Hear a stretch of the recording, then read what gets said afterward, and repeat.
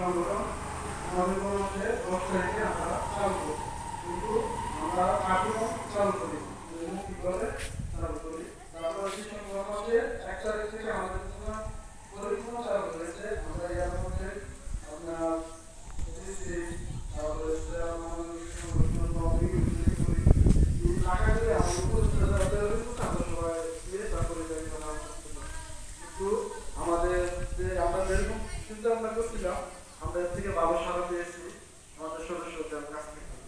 আমরা প্রথম চিন্তা ভাবনা করলাম যে নাগরিক সংগঠনের যেভাবে যদি আমরা চালু করি, আরো অনেক সংগঠন যে সমস্ত হয়ে আসছে দেখছি সেগুলো ঠিক আছে। তো আমরা চিন্তা ভাবনা করলাম যে আমরা অন্যভাবে চালু করি, যেভাবে চালু করি আমরা দেখি কেমন।